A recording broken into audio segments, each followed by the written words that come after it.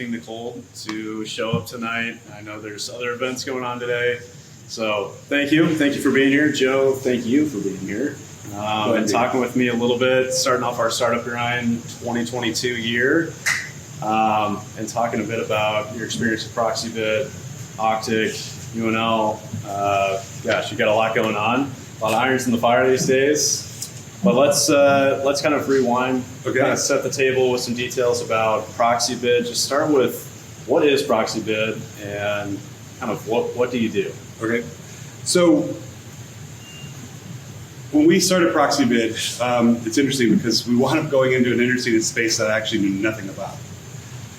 So give you some hope that you don't necessarily need to be a master of your domain to go into something to necessarily change or disrupt it.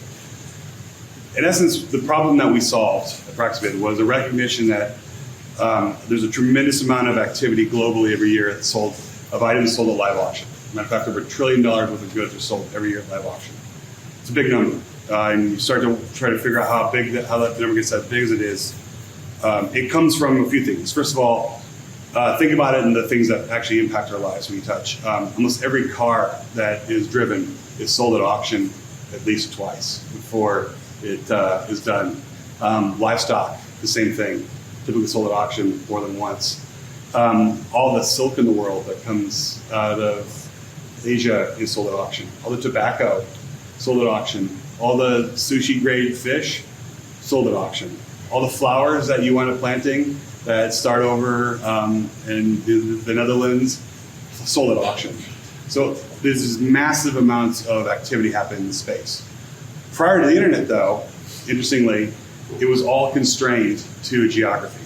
The reality was that if you wanted to buy something at auction, prior to the internet, you had to actually go to where that auction was and be in person in front of that item at the time it was being sold, which is one of the things that is unique about an auction is that everything that's sold at an auction has really two components of value. It's got, here's what it's worth, and then it's got an inherent value, and then it's a time value. It's being sold right now at this time and maybe never again. So those two things impact its value.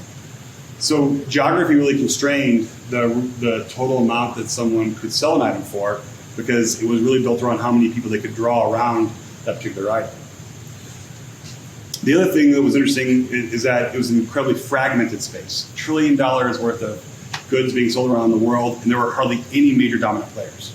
There are very few industries that exist right now where there is that much activity, economic activity, and there aren't at least 1 to maybe 3 companies that own the majority of that market. So that's where we saw an opportunity. And the reality is how do we unlock this? And the answer was pretty simple once the internet came around, which was you find a way to bring more bodies and eyeballs to an event in real time when something's being sold. And that was really the challenge we had to figure out. And keep back in mind, now this is 20 years ago. So this is now in late 90s, early 2000s. Most of us, if we were getting online at that time, you're doing it through AOL. And your connection speed, if you're really lucky, was at still measured in a baud rate, right? And it was like 24,000 baud rate. You were like, that was like a great connection. And that allowed you to do a few things. So we had to figure out was how do we send data real time from one location to another over that type of connection so that someone can bid in a live auction event just like they're sitting in the front row.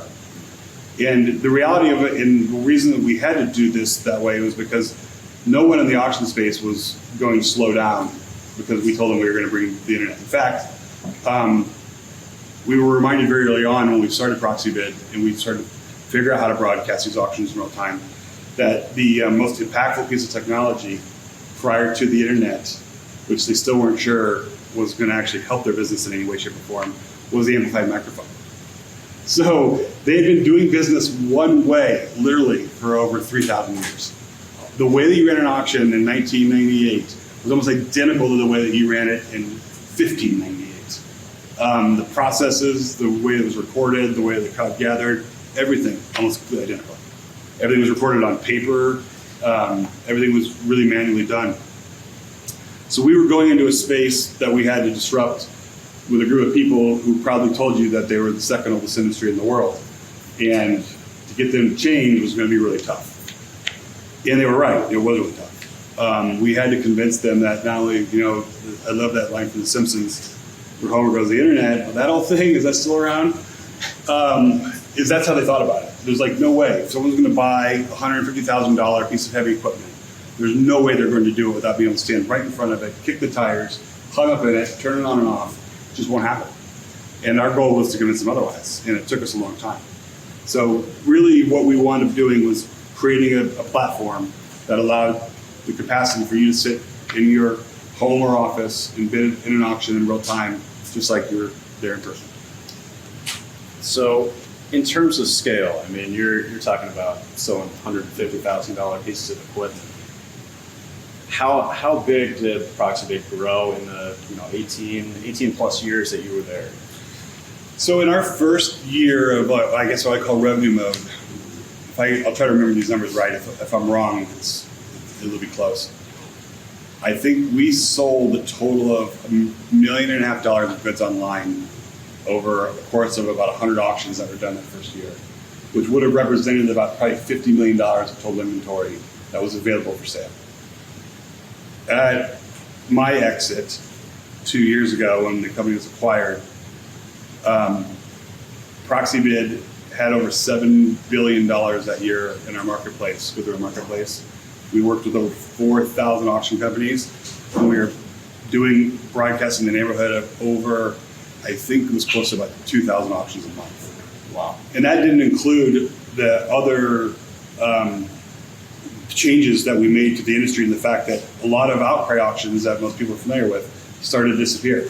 The auction companies recognized over time that they no longer had to actually do these live outcry auctions in every instance, so they actually transitioned their business to going 100% online, right? The thing that we did that was different, and this is something that I think about now a lot, because a lot of times when you think about an idea and you want to approach a space and disrupt the space, most people believe that the way that you disrupt something is to displace it, right? So think about, Netflix versus Blockbuster. Is that if you're going to go and you're going to change everything. What we recognize, though, is to disrupt the space, we were going to take a different approach, which was actually not to displace the auction companies. It was actually to empower them, to give them a tool that they could do something else with and expand it. Because what we recognized about them was that they were actually already a really valuable asset in the whole process that if you could magnify, could do even more. So for instance, they're basically marketing companies at the end of the day, right? They're creating liquidity in a really short amount of time, something that's really difficult to do. So they were already learned the trade. A reason that a lot of auction companies are actually multi-generational has a lot to do with the fact that that's actually how they build their base of buyers over time. So if you were going to sell, if a farming family was retiring in central Kansas and they sell all their farm equipment, there was usually one auction company in and around central Kansas that over the years and generations had built a list of likely buyers in a region that would travel to come buy that stuff.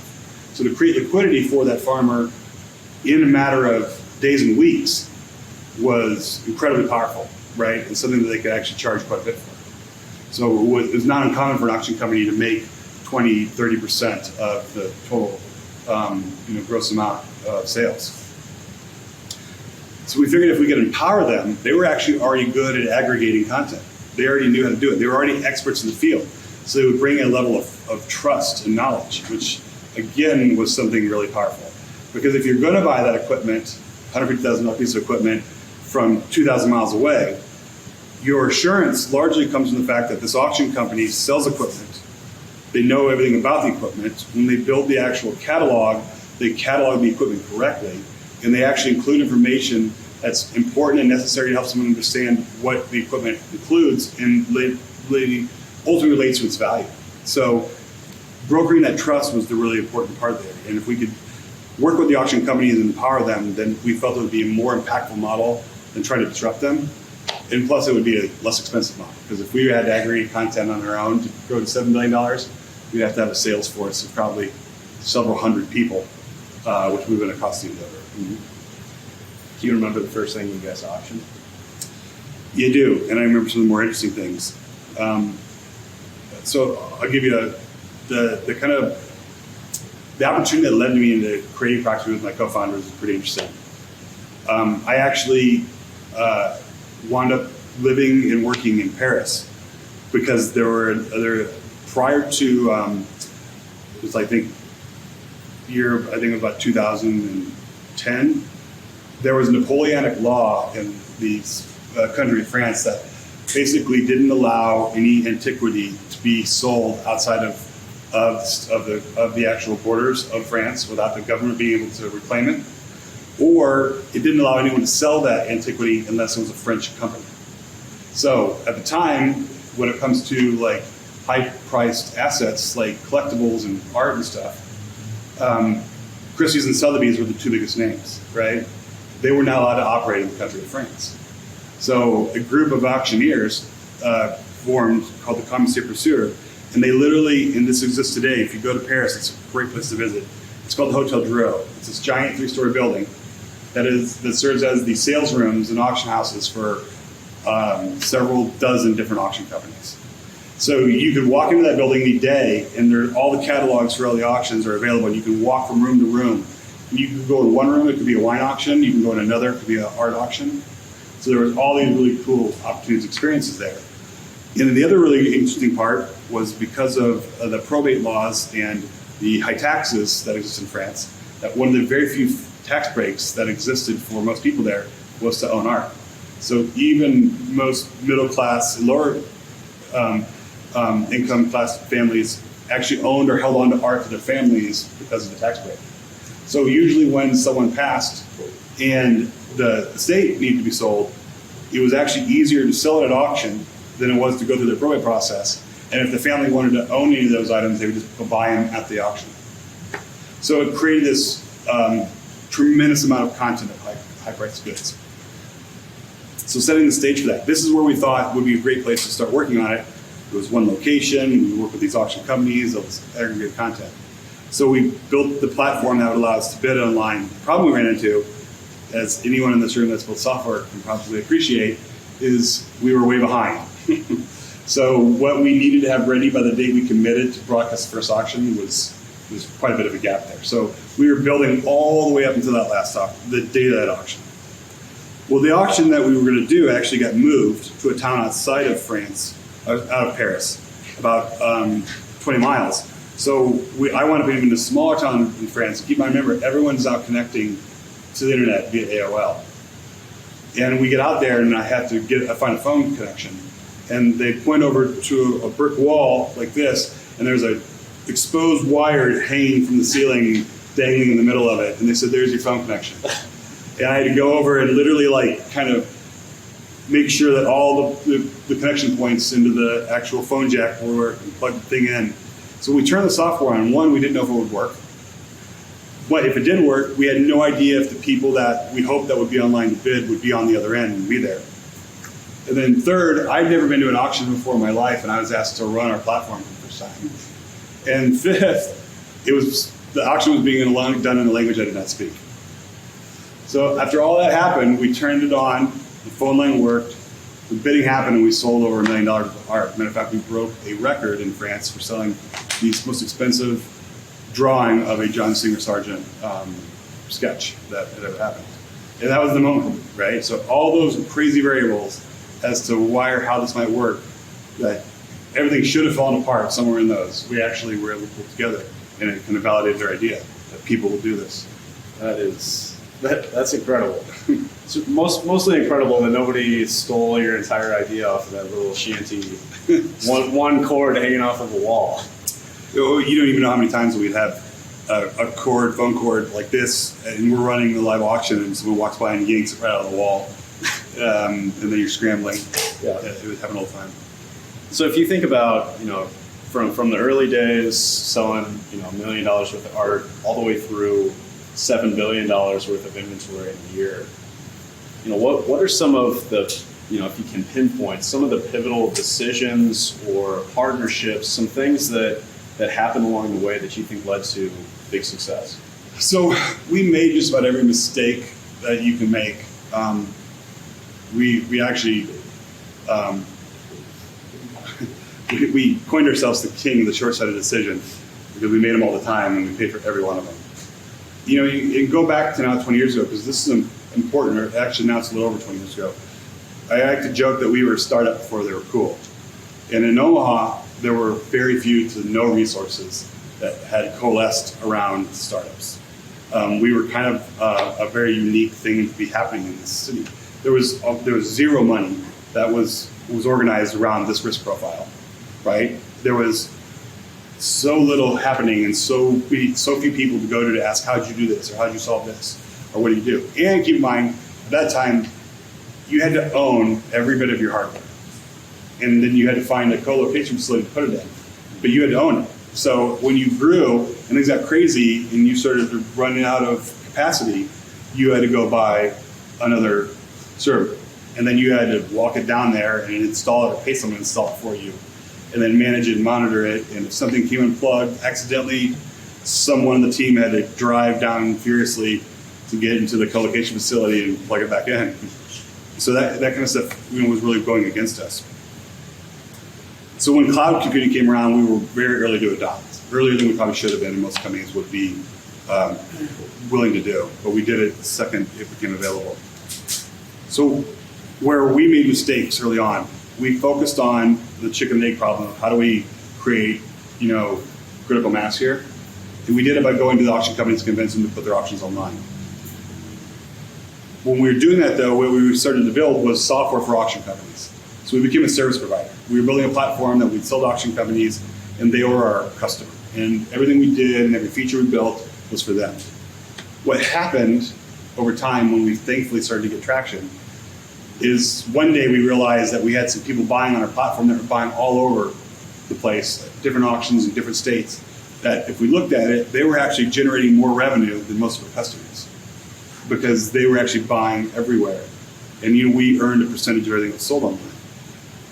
So ultimately, we recognized, wait a second, this is more than this. This is a marketplace. And we had literally paid zero attention to the buyer for the most part, because our goal was to sell to, and to go in and convince someone to buy an auction company to add this platform to a business that they'd done one way forever. So now we had to start, so that was our first mistake. The second thing that occurred there is that when you realize that you have now this buyer on the other side of the transaction that is just as important, you realize you have a ton of work to do to start to build the features and functions that the buyers want, which to our sellers looked like we were abandoning them and now all we cared about were the buyers.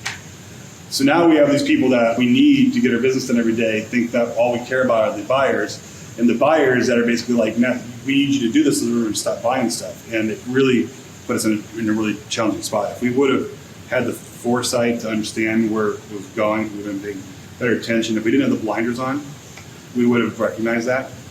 So that was probably our first big hurdle when it came to scaling.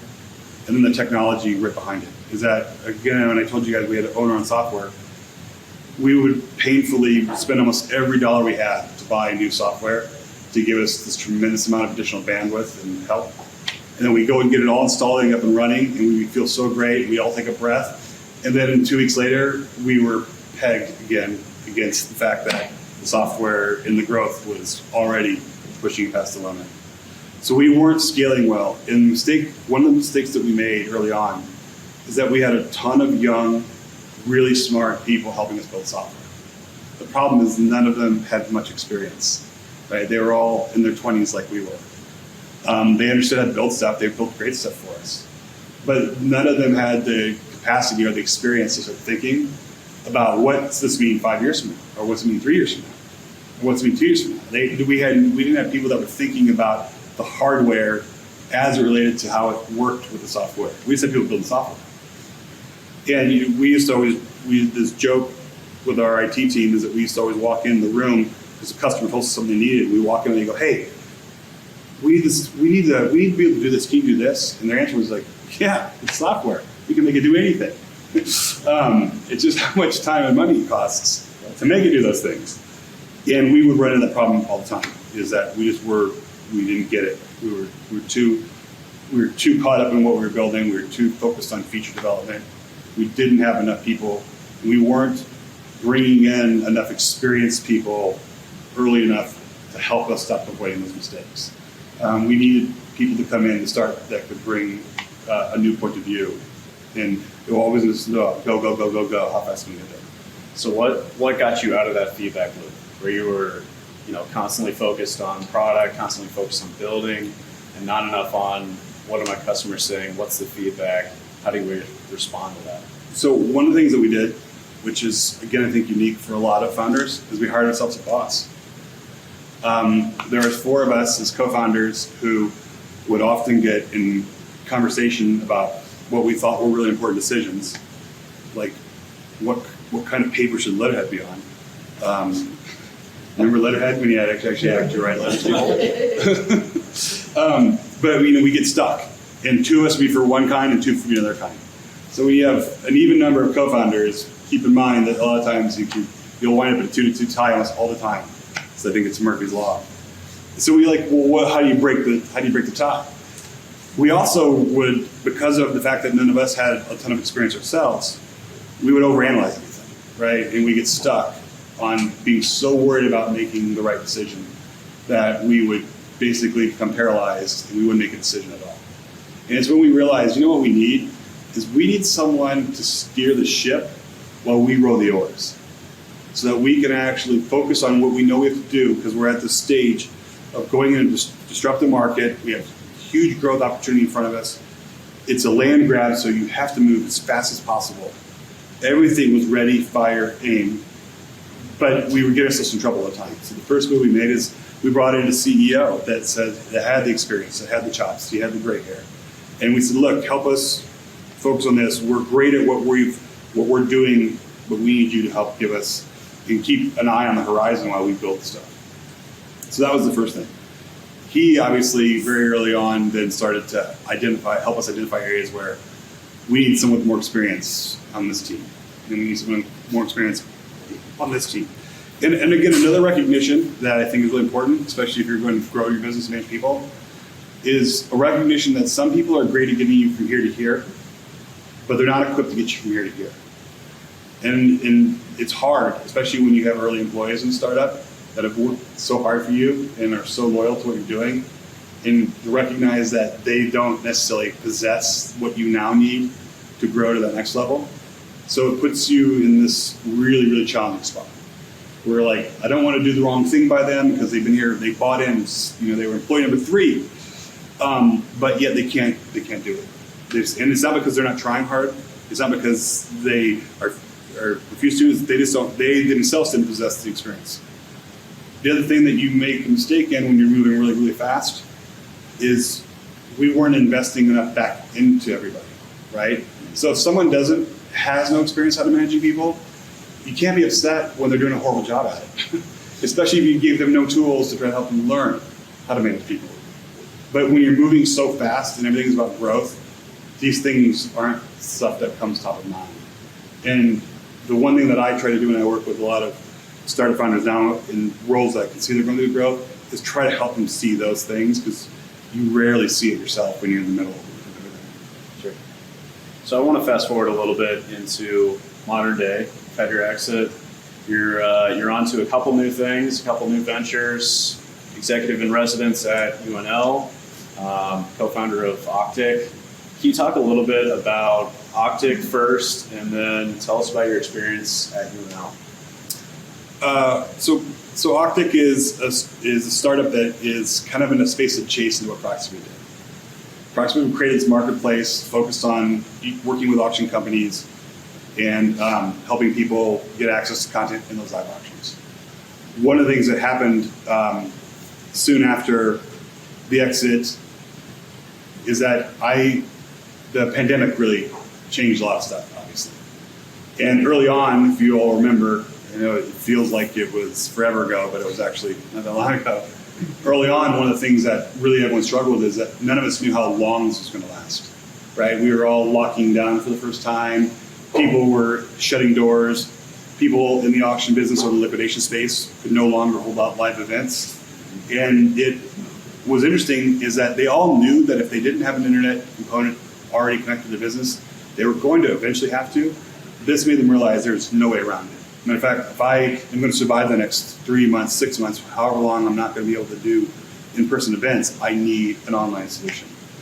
And what wound up happening is I started getting phone calls from people in the kind of industrial liquidation space and collectible space who weren't customers of Proxibid per se, but they were in the same world in terms of selling basically high-priced surplus assets.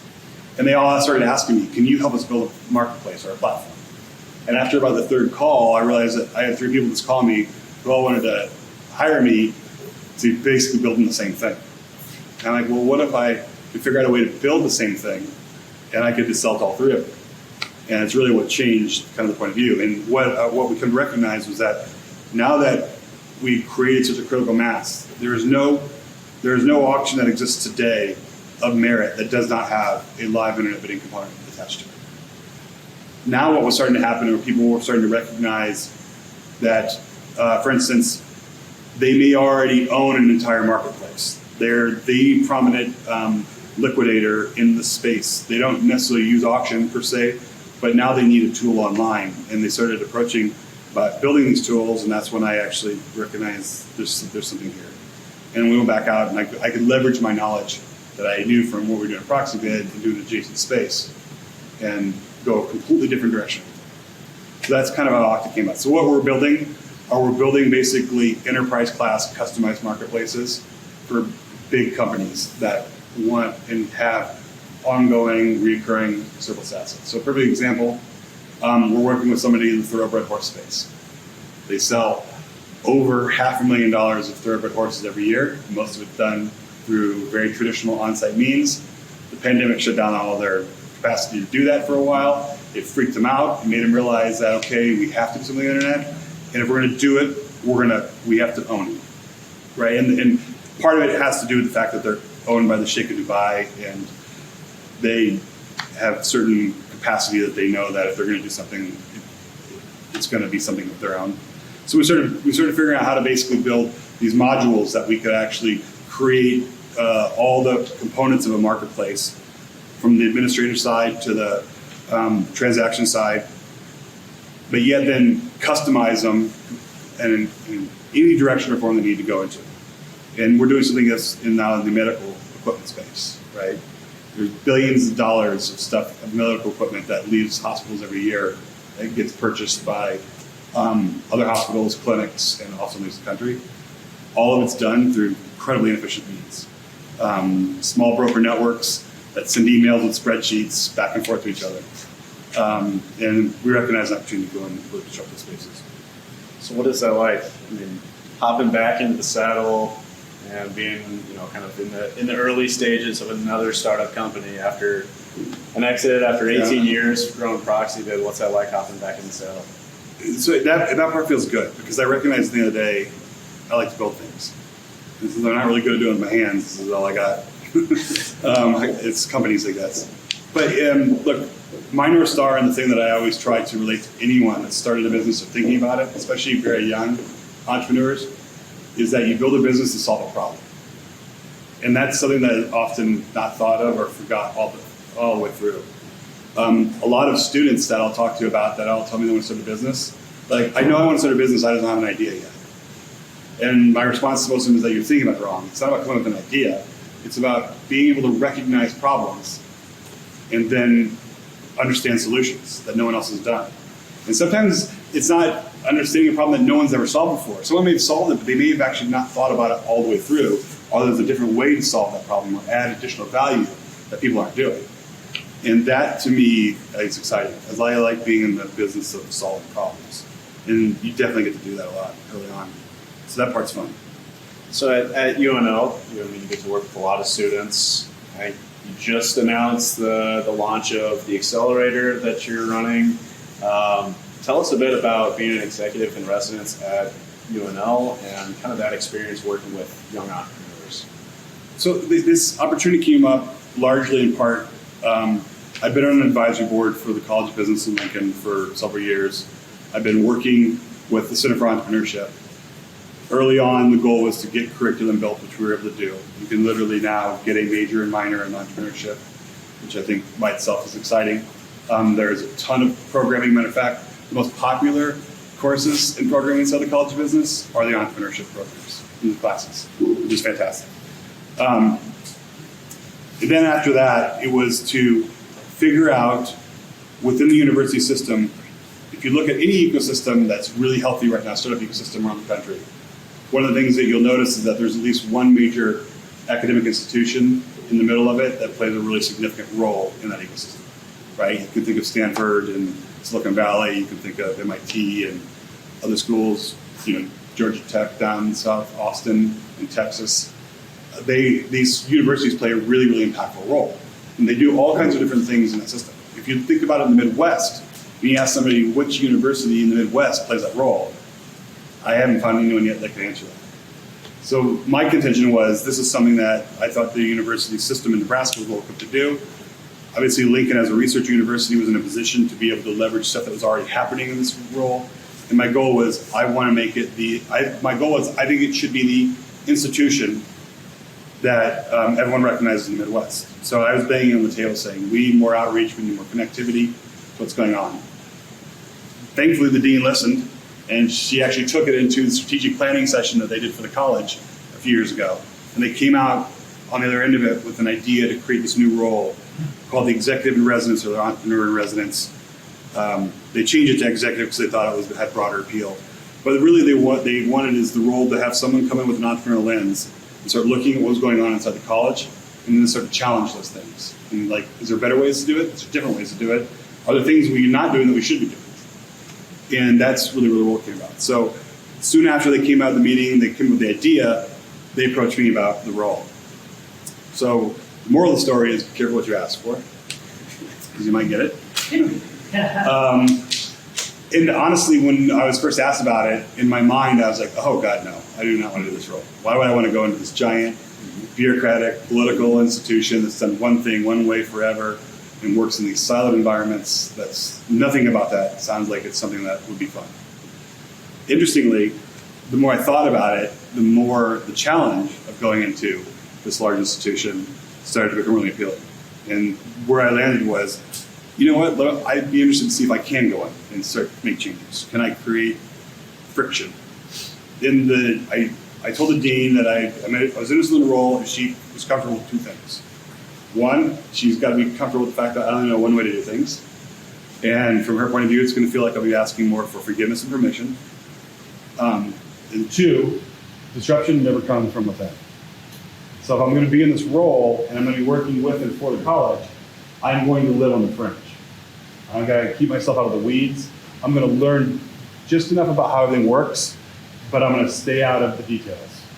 And I'm going to keep myself in a position where I do not become institutionalized, which means that in a lot of cases it might look like I'm not participating in certain areas that one might expect the faculty member to participate. And she understood and agreed and has held true to the word since then. So what I ultimately wound up doing is examining all the assets that existed in the college and then ultimately throughout the university. And I got myself in a position where I recognized there was some really, really powerful stuff available there, that it could benefit more stakeholders than it was. So the student being obviously the primary user, the stakeholder, that there were companies that would find a lot of what we were doing in college incredibly impactful. So I went through a process of kind of socializing the idea, and as I was doing it, it dawned on me that while Mutual of Omaha and Union Pacific might find plenty of the program we built useful and send their employees to, it would be incredibly impactful to startups.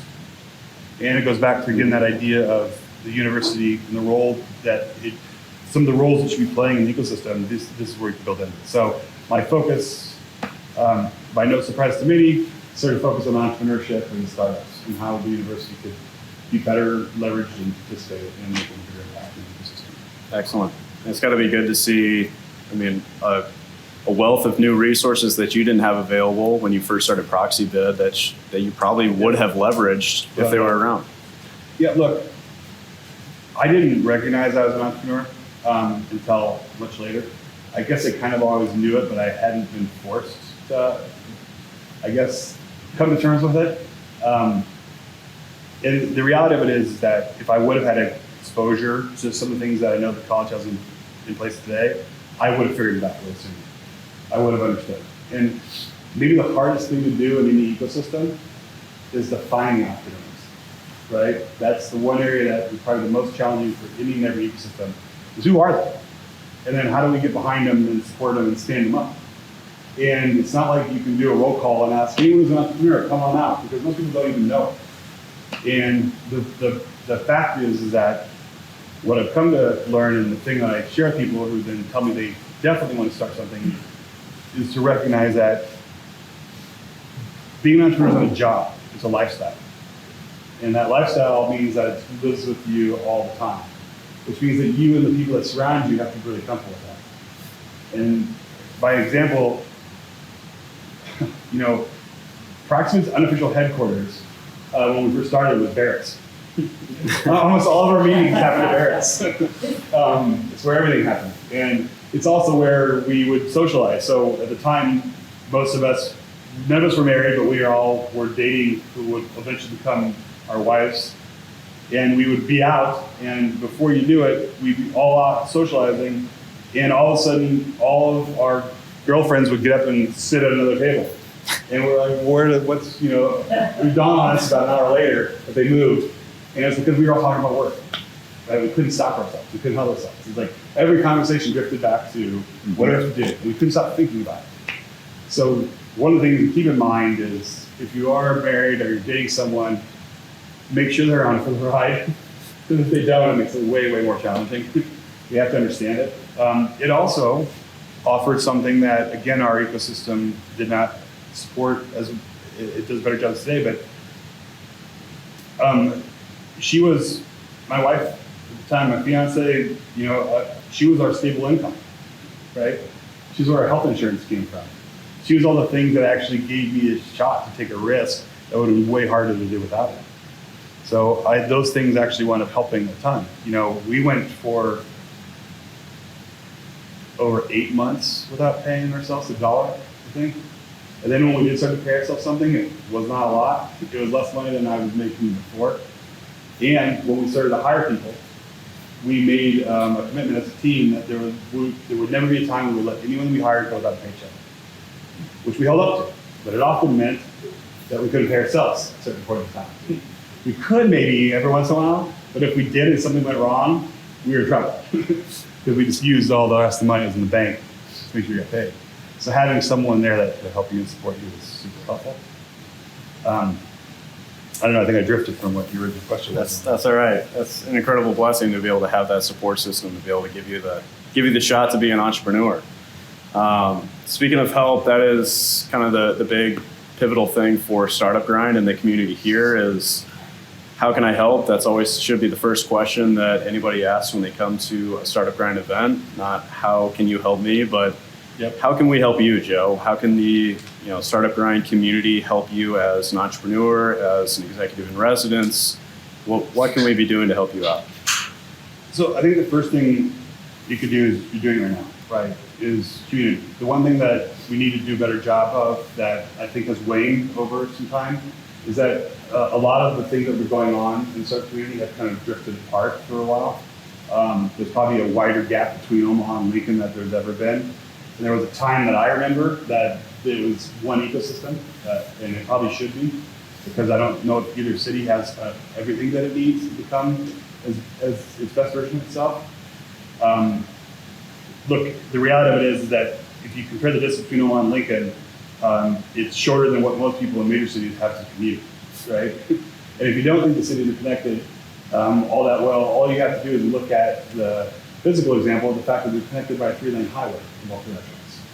And the more that we can do that, we're more purposeful about bringing these communities together into one ecosystem, I think is really helpful. I think it will strengthen everybody and will give everybody way more access, way more options and opportunities, because there's a lot of some great stuff going on. And I know more about it now that I've been down in Lincoln. I get to see and experience things. I know the stuff that Scott's working on, and I think in Emotion, I think you have a similar point of view. You're trying to expand what's happening in Lincoln. That's right. Yeah, right. That's right. So that's one of the first things we can do. Look, we have a lot of disadvantages compared to other ecosystems. There are things we're still missing, right? We don't have probably all the capital we'd like available to us. So one of the benefits that we have, and the reason Proxibid actually exists, is because we live in the land of 2 degrees of separation. which means you can get connected just about anybody in the city by 1 or 2 conversations. And the great part is, the thing that we've experienced, and I test it still to this day, is that if you do get connected with that person, almost every instance, they're actually willing to help you if they can, which you will not find in a lot of ecosystems. So leveraging connections and networks here is probably more important than it is anywhere else. But it's also, it puts another piece of thread through what's going on. So I think, again, really important things. Yeah, but showing up is probably the biggest thing now. Is being able to see people and to get more exposure to people around you. I always joke that if there's a bunch of entrepreneurs in a room, they'll find each other. And it's mostly because we like to commiserate and talk about all the things going wrong. But that's the reality of it is that the more we can get more people together, right? One of the programs that I've been able to play a significant role in building in Lincoln is around name, image, and likeness. So for me, I recognize an opportunity in the coaching athletic department that I thought we could do this uniquely, like no one else in the country. And the big difference would be, instead of building a program that just helps student athletes earn money, let's instead build a program that teaches students how to build a business around themselves, which they can in turn build money. But I bring up sports because as I talk to the student athletes, one of the points that I bring up to them is related to the importance of team. And when I say team, I don't mean just the team of people that work for you with you. Team, I mean, is an entrepreneurs in the startup community. You may not all be working on the same problem, just like on a football team, not everybody plays the same position. And they all have different responsibilities, and they all have different things to care about, both for the team and individually. But they still practice as a team for a reason. Even though they all do all these different roles and functions, it's because they actually build from each other, right? They get confidence from each other. They get energy from each other. And those are the things I think that we need to be a little bit more mindful about around here right now. Excellent. Joe, thank you very much. Can we get a round of applause?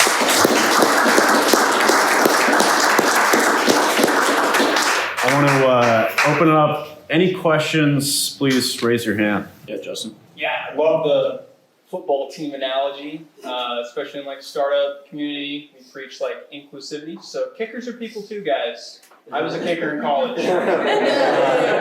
But my question is, very excited about the Accelerator. Obviously, that's something that following. So I was curious, like when the official like launch of it is going to be, and like do you have a pipeline built up of some startups that you've identified that are going to be enrolled into that? Just curious on that. Not yet, and there's reason for it. One is that obviously building something within the university takes longer than I wish it would, right? That's where my biggest struggle comes from. Yeah.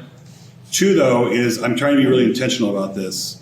In fact, I was just talking to Scott about this and plan to talk about it more, is that especially with our ecosystem, I still think it's nascent enough to the fact that we need to be more cooperative than competitive around things. I don't want to build an accelerator into something that already exists here, right? Nmotion does a great job of it. I don't need to recreate that. I want to be complementary to it.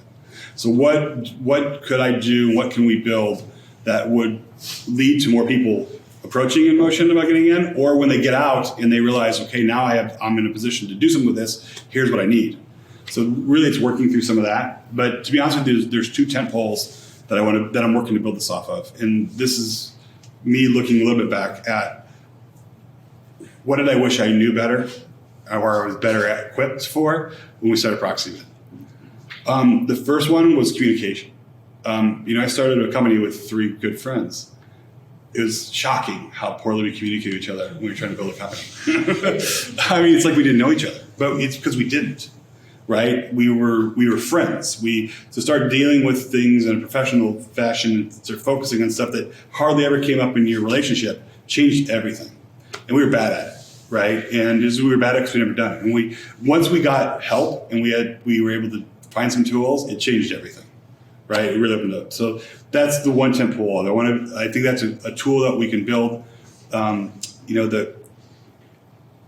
The tools that the university and the college embraces around the Clifton strengths, Institute with StrengthsFinder and the BP10. There's some incredible tools there that I think help with communication. So that's one thing for sure that we're working to roll out first. The second is around sales, right?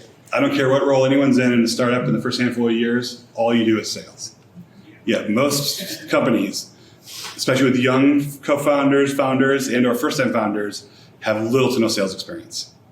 And sales isn't a discipline you can go to school and get a degree in. It's something most of us learn through hard knocks by making most of the mistakes and then figure a thing or two out. But sales by itself is important as an art, right? You have to learn how to do it. You know what's even really more challenging once you start actually building something is hiring salespeople. It's completely different than hiring anybody else in an organization. Because you have to find the right kind of salespeople related to what you sell and how you sell and who you sell to. Being good at sales is not just generic and can often be applied to any kind of sales, right? The other thing is we had no idea how to build a sales process, how to manage a sales funnel, how to build projections off of sales data. All of that completely foreign to us. If we would have been better organized and prepared and understood things that level, it would have changed everything, right? And so those are the two areas. Inside the College of Business, they have the Center for Sales Excellence, which does approach a lot of things and a lot of students are able to embrace. I want to figure out how do we expand that and make it available to more stakeholders? How do more businesses and startups get access to all that content? So those are kind of the two tentpoles that we're working on programming right now. Yeah. And as soon as it's even kind of ready, I want to roll it out, right? Again, the thing I fight with the university is that I like to, if we all agree that this is something we want to do, then let's start doing it and then we'll iterate and make it better. Right. They like to know, let's plan it all, let's get it all perfect, and then we'll roll it out. Well, that just doesn't work. Yeah.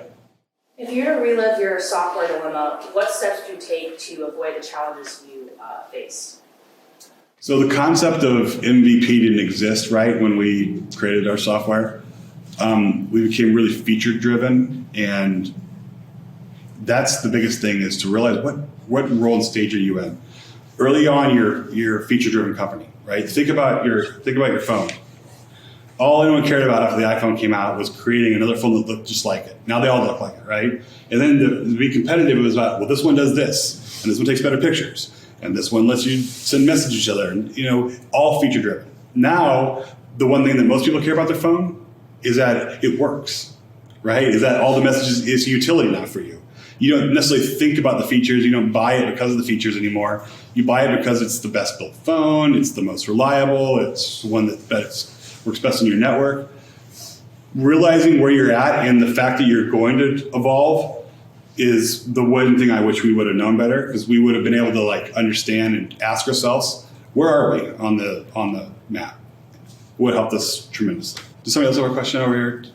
It may have been kind of answered already, but I was kind of fascinated and interested by the fact I appreciate you sharing the sacrifices made. You had 4 co-founders, but I was curious how you kept them on board and kept them engaged and excited, but it sounded like they were friends. So They were, but probably played a key Well, that would role. cause more issues, wouldn't it? They're I don't friends. know. It does.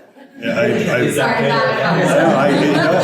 the thing that I tell people today when they're starting business with their friends is I tell them, I promise you your relationship's going to change, so just be prepared for that. I'm not as close to all of them as I was then, right? A lot of that is that we all get older and people have families and, but it really weren't, is a change. And what happens inside the business, especially as it matures, is that everyone starts to elevate at different times. Some people are better and can do this. And you start off where everything's equal and everything's happy. And then all of a sudden things start becoming not equal. And now it's like, well, they should be equal. If you're getting this, I should get that. Well, I did this and you didn't, or you did that and I didn't. And those things get really, really tough. And not everyone made it through it, right? What we learned is one of our co-founders, for instance, he loved the building the company apart. And that was what he thrived and loved the most. It was the things that came after that weren't all that interesting to him. So he decided it was a good time to leave. And that's how that works. Yeah, I love how you put that kind of scale that people fit in right buckets, and you have to be aware of that. And that's really interesting. So I guess would you recommend, going to friends for a co-founder, just kind of networking based off your experience? So I can make an argument for either case. At a high level, yeah. That Best part about being friends is I knew I could trust them. And I didn't have to worry about who they were, where they came from, how they were going to respond to a lot of things. I knew it. So I could trust everybody. We could all trust each other.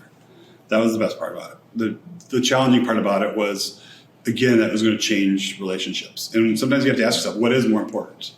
Is this person someone that I'd rather be a friend with and I can always sit down and talk to about anything? Or is it be someone that maybe we're going to butt heads and things are going to go right? And look, at our model that we adopted, and still what I believe today, is that a meeting is worthless without conflict, right? If we're all going to sit in the room, we all agree, then what are we wasting each other's time for? So really meetings, in our opinion, was meant to challenge each other, which often meant that you were pushing someone, I don't think you're right, or I think we can do better this way. And knowing the people that you're with and the fact that they may not respond in those things because of a personal relationship can be processed differently, those are the areas where it can be tough. Thank you everybody for coming tonight. We'll Thanks, have guys. one more round of applause for Joe. Thank you.